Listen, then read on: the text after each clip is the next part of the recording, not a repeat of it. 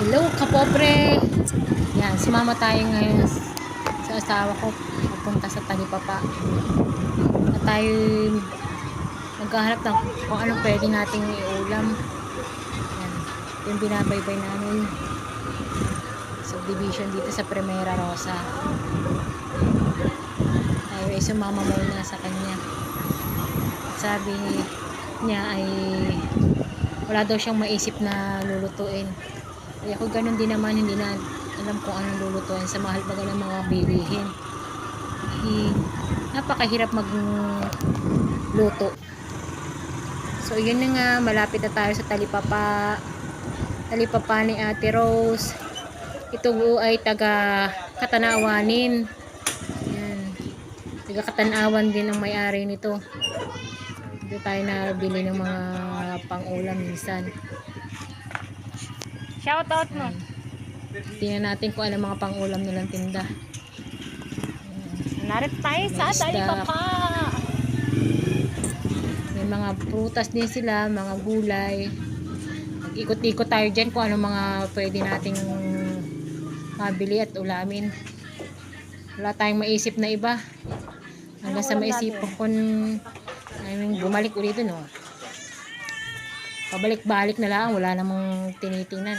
So, tanong pa nang bibili sana tilapia, wala namang tilapia. Ay, sus Maria Jose. Ayan. Bumalik ulit din, Ay, mga isda sa Talipapa ni Ate. puro tingin-tingin lang.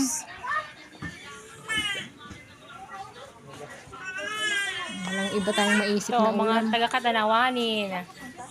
Nakipagbutigan pa. Hey! Huwag ka dyan! Yan yung mga tinda nilang ulam.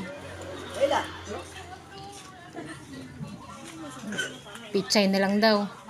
Pichay na lang daw ang gugulayin. Hanggang sa naisipan ko na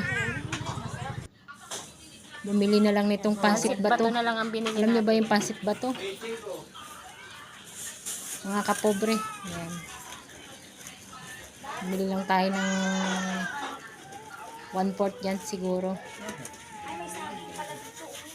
Tsaka sinamahan na rin natin ang atay ng manok.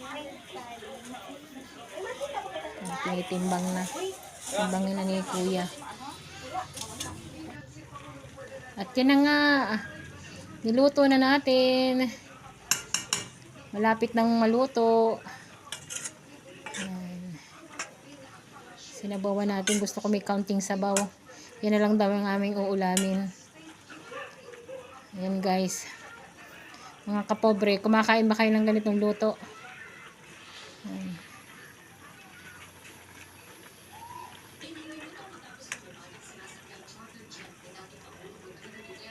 Pwede na to.